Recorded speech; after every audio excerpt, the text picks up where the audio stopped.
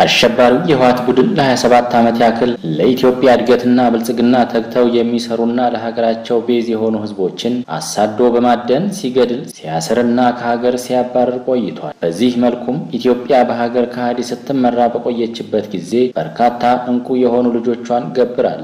አሁን ደግሞ ከድጡ ወደ ማጡ እንዲሉ የህወሓት ሀገር የማፍረስ እቅዱን ለመፈጸም የግር እሳት የሆነበት የአማራና የአፋር ክልል ህዝቦች በመሆናቸው የተለያዩ ዘዴዎችን እየነደፈ ንጹሃን ዜጎችን በመግደል በማምከንና ኢኮኖሚያዊ ድቀት በማስከተል ከፍተኛ ጥቃት እየፈጸመ ይገኛል። የአሸባሪው ህወሓት ቡድን የሚደግፉ የትግራይ ወራሪ ኃይል አሁንም በሰርጎ ገብነት ሀገራችንን ለማፍረስ እየጣረ የሚገኘውን ቡድን ለመደምሰስ በወኔ እየሰሩ መሆናቸውን የመርጦ ለማርያም ከተማና የነፍስ የሳር ምድር ወረዳ ነዋሪዎች ገልጸዋል። ህወሓት ከመጀመሪያ ሲመጣ ያታለለን መጣ። እዚህ ገባ።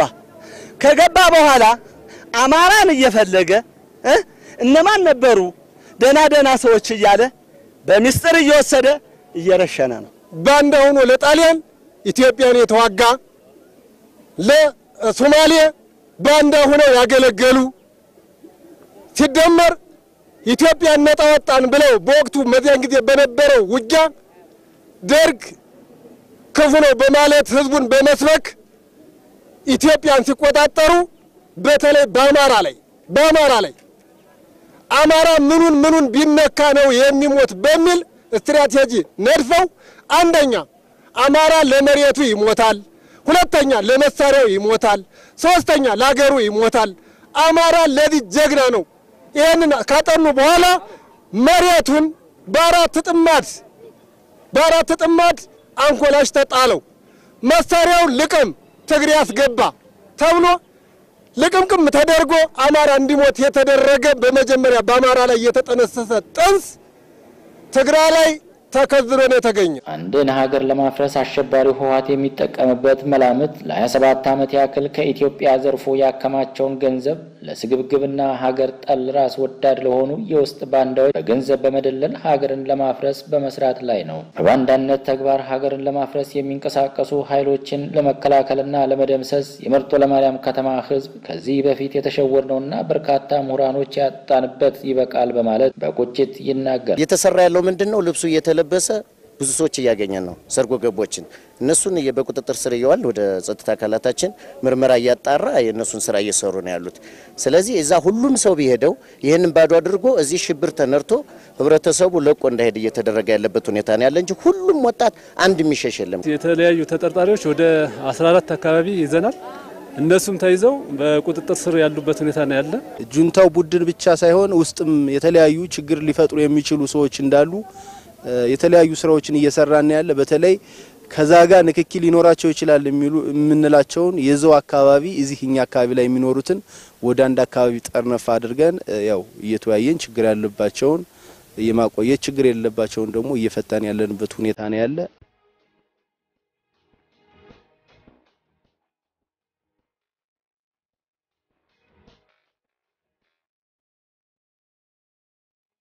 ውስጣችን ባንዳ አለ። በትክክል ገና ሲመጣ እነሱ ጋራ አብሮ ሊያጨበጭብ የሚፈልግ ባንዳ አለብን። ይሄንን እናጥራ። ከፖሊስም ከወረዳም ከምንም ሆኖ ሰውነቱን ንጹህ አርጎ ነፃ አርጎ እንትን ይበል መስሎት ነው እንጂ እዚህ ባንዳ ሆኖ ቆይቶ እሱ እንትን እነሱ ገዛለው ብለው እንትን ሲል እዚያ ቱኪ ለመሆን ፈልጎ ነው። አይመስልም፣ አይሆንም። መጀመሪያ ውስጥ ያለው ይጽዳድን ነው። እኔ የምል እንደዛ ነው። በቃ አንተኮ በቃ እነሱ እኛን እየመሰሉ እየገቡ ስንት ሰው እያጠቁ ነው ያሉ። ከዛ እኛም በቃ ጀርባችን ማጽዳት አለብን ነው የመጀመሪያው መደረግ ያለበት። ወጣቱ የውስጡን ጁንታ ማጥራት ነው የመጀመሪያው መደረግ ያለበት።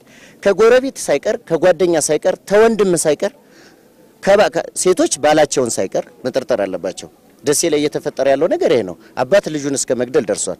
ላላማ ነው የወለድኩ እንጂ አንተ ልጅ ለማድረግ ወይ ካማራ ልጅ ለመውለድ አይደለም የወለድኩ ብሎ እስከ መምታት ተደርሷል። ስለዚህ እቤት እንኳን አይደለም ጎረቤትን አይደለም ሰፈርን አይደለም አንድ ከተማ ላይ ያለውን ሰው ማጥራት ቀርቶ እቤት ያለ ባልና ሚስት ተጠራጥሮ መኖር አለበት። ቼክ መደረግ አለበት እያንዳንዱ ነገር። በተለይ የነሱ የትግሬ ተወላጆች ያገቡ የትግሬ ተወላጆች ዘመድ አድርገው እየኖሩ ያሉ ጎረቤት አድርገው እየኖሩ ያሉት ሰዎች በጣም በጥንቃቄና በጥራት ማየት አለባቸው፣ ቼክ ማድረግ አለባቸው። መልሶ ነው አዙሮ የሚመታው። እንዳንተ ያለውን አቃጣሪ አንፈልገውም ብሎ ነው የሚመታው። ይበለዋል መልሶ የሚበላ እናቱንም ቢያገኝ ይበላታል። ደብረጽዮን ወንድሙንም ቢሆን ይበለዋል። ይሄ ለሰው የማይሳሳ ከየት የመጣብን ከእግዚአብሔር የጣለብን በሽታ እንደው ነው የጣለብን ለሰው ርራ የሌለው እየመሰለው አሁንም እዚህ ያለው እኔ የምናገር ባንዳ ባካችሁ ተውን፣ ወሬም ይቅርብን፣ እንሂድ እንዝመት። አማራ ለኢትዮጵያ የሞተ ኢትዮጵያ አንድ ናት ብሎ የሚዘምር ካዳ ከነዚህ ሰዎች ምን ይጠበቃል? እስቲ ለአገር ነጣ ያውጡ። እህቶቻችንን እየደፈሩ ባፈሙት መውጋት አያምም ጎበዝ። እኔ የአካል ጉዳተኛ ነኝ። በቦምብ ኤርትራ ቀይ ባህር ላይ የቆሰልኩት አይኔ ተጎድቷል። ግን አሁን እጀግሬንም ለመስጠት ፍቃደኛ ነኝ። ያለኝን ገንዘቤን ሁሉ እየሰጠው ነው። የአሸባሪው የትግራይ ወራሪ ኃይል በደቡብ ወሎ፣ ሰሜን ወሎና ዋግምራ ብሔረሰብ አስተዳደር አካባቢዎች እየፈጸማቸው ያሉት እኩይ ተግባሮች ለመግታትና በወረዳቸው እንዳይፈጽምባቸው የመርጦ ለማርያም ከተማና የነፍሴ ሳር ምድር ወረዳ ማህበረሰብ ተደራጅተው አካባቢያቸውን ከሰርጎ ገቦችና ወራሪው ኃይል እየጠበቁ ይገኛሉ። ህብረተሰቡ ጠላት ጎጃም ውስጥ መግባት የለበትም። ኢቭን ከደቡብ ወሎና ከሰሜን ወሎ አጠቃላይ ከአማራ ክልል ላይ ጠራርገን ማስወጣት አለብን የሚል ወኔ ያለ። ስለዚህ በዚያ ልክ ተናበን እየሰራን ነው። የጸጥታ አካሉም ቢሆን ምንሻው ተደራጅቶ አካባቢውን ለመጠበቅ ሌት ተቀን እየሰራ ነው ያለ። ወጣቱን በዛው ልክ መናኸሪያም በተመሳሳይ ቁጥጥርና ክትትል እያደረግን እያንዳንዱን ሰፈር 2 የጥበቃ ኬላዎች አሉን። እነሱንም ጠዋትና ማታ ቀንም ሌትም እየተጠበቁ እየሰራን ያለንበት ሁኔታ ነው ያለ። በወጣቶችና በአካባቢው ነዋሪ አጠቃላይ ባለው በዙሪያ በከተማውና በዙሪያ ወረዳዎች እየተሰራ ያለው ጁንታው መከላከያችንን ከወጋ ጀምሮ እንግዲህ 1 አመት አልፎታል ኦልሞስት። ከዛ ጀምሮ እየተሰራ ያለው በከተማችን በወጣቱ በኩል ወጣቱን አደራጅቶ በሽፍት እያደረጉ ሌት ተቀን ጥበቃ እንዲያደርግ ፍተሻ እንዲያደርግ ሰርጎ ገቦችን እየያዘ የተለያዩ ነገሮችን እንግዲህ ሰርጎ ገቦች ሲባሉ በነገራችን ላይ በርካታ ናቸው። አንደኛው የጁንታውን አላማ ሊያስፈጽሙ የሚመጡ፣ ሁለተኛው በዚህ አጋጣሚ አላግባብ የሆነ ዘረፋ ለማካሄድ ከበርካታ አካባቢዎች እንደዚህ ሽብር ሲፈጠር የሚመጡ ሰዎች አሉ። እነሱን እየለየን ከጸጥታ አካላቱ ጎን በመሆን ለህግ እያቀረብን ያለንበት ሁኔታ ነው ያለው። ህብረተሰቡ በአንድ ሆኖ ነጋዴውም ወጣቱም ሆኖ ለዚህ ለጸጥታ ሁኔታ ሌት ተቀን እየሰራ ያለበት ሁኔታ ነው። የአንድን ሀገር ሰላም ማስጠበቅ ተቀዳሚ ተግባር ካደረጉት ተቋማት መካከል አንዱ ፖሊስ ነው። ፖሊስ በአሁኑ ወቅት በሁሉም የሀገሪቱ ክፍል አስፈላጊውን መስዋዕትነት በመክፈል ጠላትን እየተፋለመ ነው። በከተሞችም አካባቢ ሰርጎ ገቦችን፣ ህገወጥ ተግባሮችን እልህ አስጨራሽ በሆነ ወኔ ከህብረተሰቡ ጋር በመቀናጀት ተግባሩን እየከወነ ነው። የፖሊስ አካሉ ከመከላከያው ጋር ከልዩ ኃይሉ ጋር ከከተማው ሚሊሻ ከከተማው ማህበረሰብ ጋር ከወረዳው ማህበረሰብ ጋር ተቀናይቶ ደከመኝ ሰለቸኝ ሳይል በወኔ እየተሰራ ያለበት ሁኔታ እንዳለ ነው መግለጽ እንፈልገው። እንደኛ እንደ ዙሪያ ወረዳ በቁርጠኝነት ነው ያለ። ቤቱ የሚያድር ፖሊስ የለም። በየኬላዎች ነው ለማደር የሚፈለገው። ግንባር ይሄዱ 9 ፖሊሶች አሉ ከኛ ወረዳ ተመልምለው። የቀረው የፖሊስ አባል ደግሞ አሁንም ቢሆን እንደኛ ወረዳ በጣም አይደለም በወዳድነት ነው ሁሉም ለምን እንቀራለን በሚል ወኔ ነው ያለ። አሁን የፖሊስ ኃይል ወደ ኋላ የሚልበት መንገድ አይደለም እንደፊቱ ማለት ነው። ሁሉም የኛ ጠላት እንደሆኑ አውቆ ከመጡ እኛን ሊያጠፉ እንደሚችሉ መጀመሪያ የጸጥታ ኃይሉ ሊያጠፉ እንደሚችሉ የተረዳበት ሁኔታ ላይ ነው። አሸባሪው የትግራይ ወራሪ ኃይል በርካታ ግፎችን እየፈጸመ የሚገኘው በጦርነት አሸንፎ ሳይሆን ከህዝብ ጋር ተመሳስሎ ከሚኖሩ ደጋፊ ተላላኪዎች በሚነዙት የፈጠራ ወሬ ነው። ያልተያዙትን ቦታዎች ያዙ እያሉ በየከተማው ውስጥ የውሸት ወሬ የሚያባዙ ለዚህ ተግባራቸው የእጅ መንሻ በመቀበል ሀገራቸውን የሚሸጡ የጥፋት ተዋንያን መሆኑን በማመን የመርጦ ለማርያም ከተማና የነፍሴ ሳር ምድር ወረዳ ነዋሪዎች ለዚህ አንበገርም ይላሉ። ጁንታው እያካሄደብን ያለው ጦርነት ውጊያው አይደለም እየወጋን ያለው ሽብሩ ነው።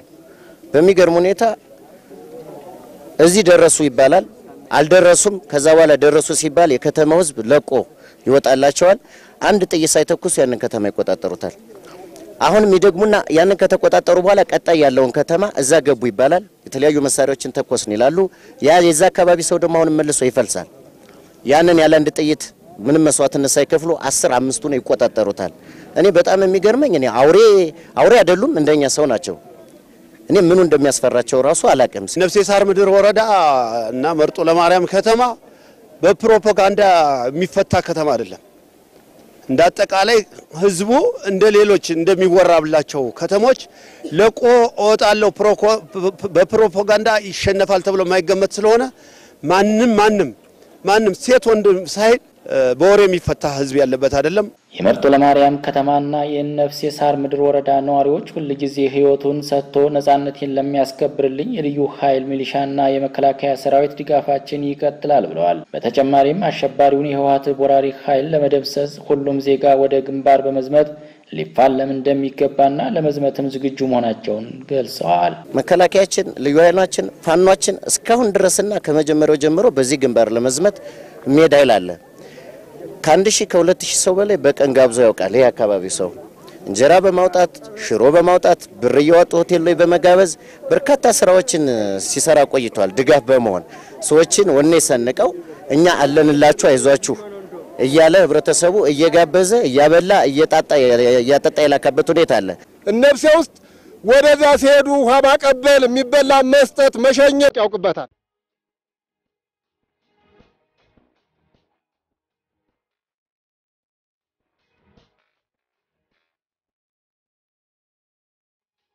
መሳሪያም እዚህ ያለውም የሌለውም ሁሉም ሆኖ መዝመት ይችላል። እናንተ ብቁ ሁኑልን። ከ18 ዓመት በላይ የሆነ ወጣት ሄደው ይዝመት። እነሱ እኮ ነፍሰ ጡርና መጫት እየያዙ ነው የሚዋጉንኛን ማለት ነው። እኛም እንደነሱ ህዝብ ወጥቶ ሴት ወንድ ሳይል በቃ ወጥቶ መጓጋት አለበት። አቅማቸው የደረሱ ወጣቶችን በክብር በመሸኘት ጭምር ወደ ልዩ ኃይሉም ወደ መከላከያውም ከሚሊሻ ጎንም እንዲሰለፉ ያለ ስስት ልጆቻችን መላክ መቻል አለብን። እናቶች ያለ ስስት ቤታችን ያለውን ሎጂስቲክስ ማጠናከር መቻል አለብን።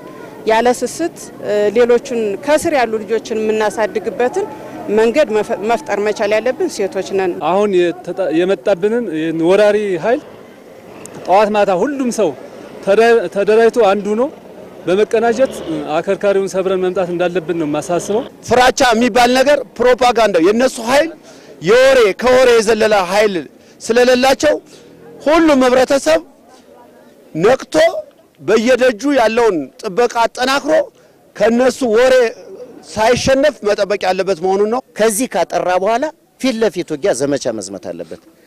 ይሄ ዘመቻ የህልውና ዘመቻ ነው። ይሄ ዘመቻ እነሱ እየተዋጉ ያሉት የህልውና ህዝባዊ ውጊያ ነው እያደረጉ ያሉት።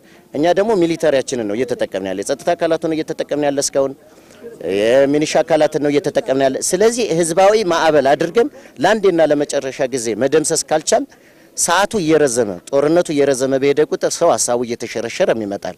የሚያደርገውን ድጋፍ እየቀነሰ ይሄዳል። የምታዩት ይኸው ልማት ቆሟል። በአማራ ክልል የምታዩት ልማት የሚባል ነገር የለም።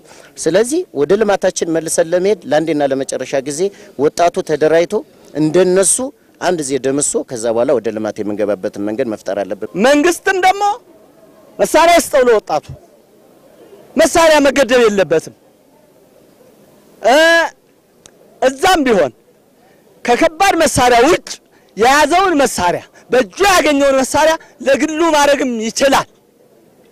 እኔ በበኩሌ ደም እንደዚህ ተናንቆ ያመጣውን እንትን ማለት አይችልም። መንግስት ደግሞ በሚፈልግበት ሰዓት አብሮ ወጥቶ ይዘምትበታል። የሆነች ትንሽ ነገር ተፈጠረች ከተባለ ማህበረሰቡ የመደናገጥ የመሸበር አካባቢውን የመልቀቅ በሰሞኑን እንኳን ስናየው በትንሽ ባረባ ነገር በወሬኞች መሸበር አለ፣ ቦታ ለቆ መሄድ አለ። ባለሀብቱም የመንግስት ሰራተኛውም ነዋሪው አካባቢውን ለቆ መሄድ አለ። ስለዚህ ማህበረሰቡ ማድረግ ያለበት ከጸጥታ ኃይሉ ጋር ተቀናይቶ አካባቢውን ለቆ ሳይሆን አካባቢው ጋር ካሉ የጸጥታ ኃይሎች ጋር ተቀናይቶ ትግል መታገል ነው።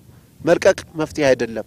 አካባቢ ለቆ መሄድ መፍትሄ አይደለም። ዘላቂ መፍትሄ የሚሆነው ሁሉም ተረባርቦ ይሄን አሸባሪ ቡድን መታገል በዛ ልክ ሁሉም ማህበረሰብ ወስዶ ቢሰራ ውጤታማ ሊሆን ስለሚችል ስለዚህ ማህበረሰቡ ራሱን ሊጠብቅ ይገባል። ሀገር በአሸባሪዎች እንዳትፈርስ በየደረጃው ያለው አመራር የክተት ጥሪ በማድረጋቸው ደጀኑ ህዝብ መልስ እየሰጠ ነው። ለዚህም ነባራዊ ሁኔታውን በመተንተን የበኩሉን ሀገር የማዳን ተግባር በወራጥነት ሊሰራ ይገባል። ከዚህም በተጨማሪ አብረውን የሚኖሩ የጠላቶቻችን ደጋፊዎች ተላላኪ ሆነው የወገን መረጃ ለጠላት አሳልፈው የሚሰጡ አካላትን በትኩረት ልንከታተል ይገባል። ለዚህ ደግሞ የደሴንና የኮምቦልቻን ከተሞች የውስጥ የጥፋት ኃይሎች የፈጸሙት ተግባር እንደ መማሪያ በመቁጠር የአካባቢያችንን የውስጥ ሀገር ሻጭና አፍራሾችን የማያዳግም እርምጃ ልንወስድ ይገባል የዕለቱ መልእክታችን ነው። ሰላም።